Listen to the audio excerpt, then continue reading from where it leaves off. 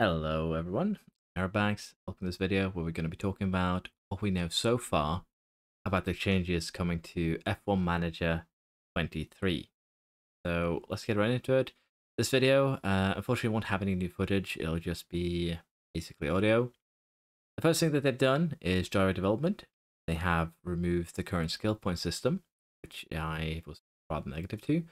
Now instead you have driver focuses, which is more akin to what we've seen in, say, Football Manager. I'm very happy with this. And basically you can tell your driver to focus on an area, wheel to wheel, wet track, tire management.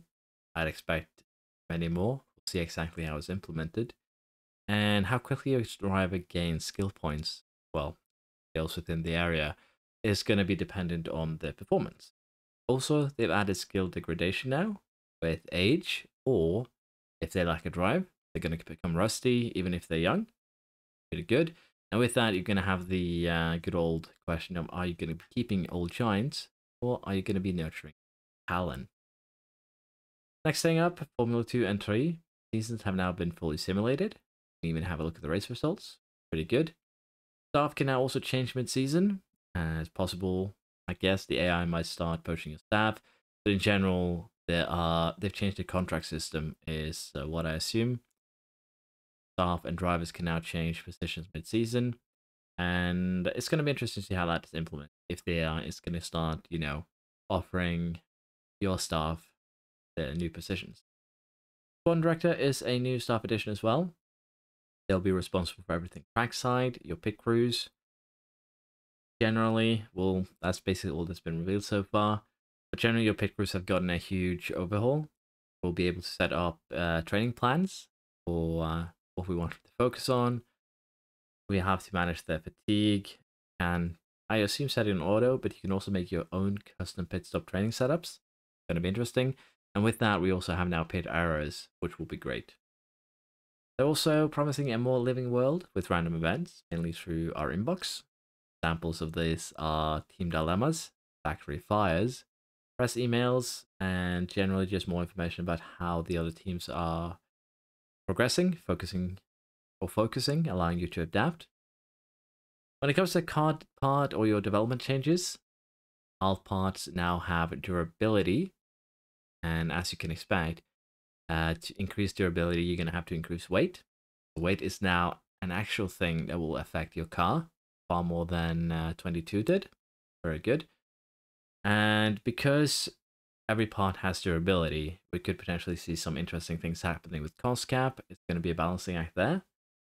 But also, they said that those weaker parts or used parts might not pass inspection and need a replacement. So it's going to be very interesting to see how that works. If inspection is just something you failed before the race, or if it's something you can also, let's say a part fails during the race and you have to retire due to that. We haven't really had any mechanical failures so far, so I'm looking forward to see how that changes. Other race changes are sprints are not included. Tire temperature seems to be more important than ever. They emphasized that in the latest video. Tire temps have become more important to manage and handle, and that means both tire and track surface is going to be important. Looking forward to seeing how that is implemented. If it's going to be a babysit system, or it's going to be something you can take advantage of at times. Driver confidence is also something they've added for races and race weekends in particular. Higher confidence means better performance, less chance of making a mistake.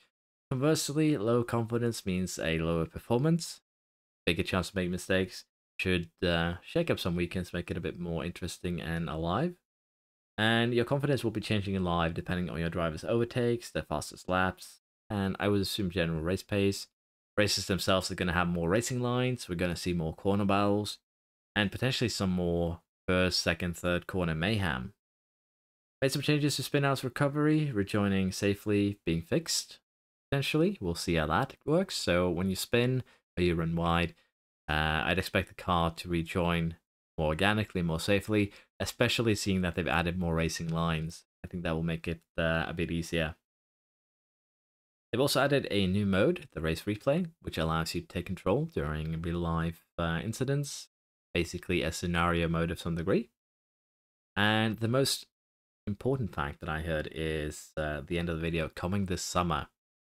So we shouldn't have to wait too long for it to get released. Now, my thoughts on this matter, we'll be going through all the points again. Again, this is just audio, my apologies for that. The skill points removal, great. Focuses, I like it so far. We're going to see exactly how that works. Depending on driver performance, is also good.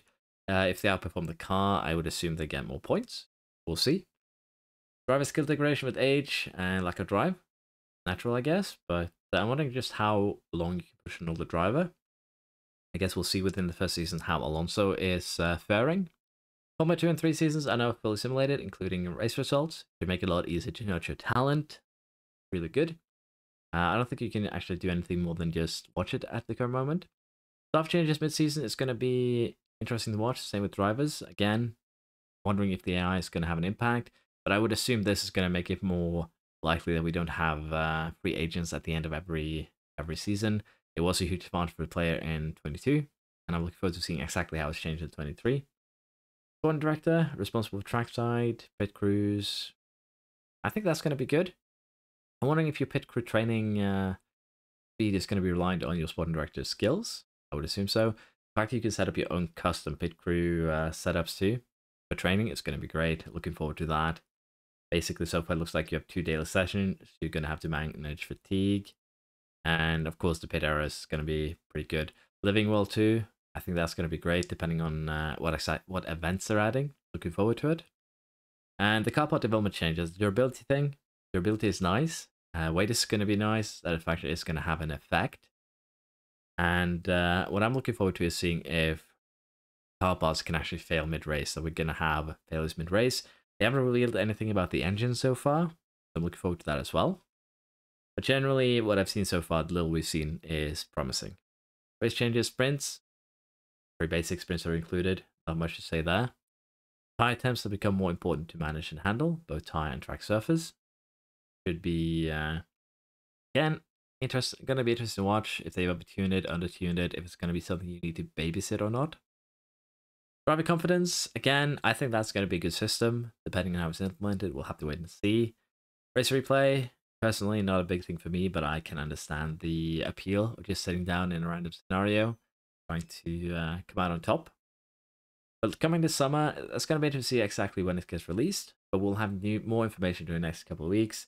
Again, this video is a bit bungled. I probably spent a lot more time on this than I needed to. I tried to record some F122 footage to put over. I couldn't make it work properly. I'm not a very good editor, so I decided to be lazy here and just make a slideshow of some degree. It's not the greatest slideshow. I kind of hate it, honestly, but I didn't have any footage to put on this. I didn't want to steal footage from the other creators. Could probably have asked Frontier for something, but yeah, didn't want to intrude there. So thank you for watching. Hope you've enjoyed, and I'm looking forward to seeing what other news we're getting over the next couple of weeks. Bye bye.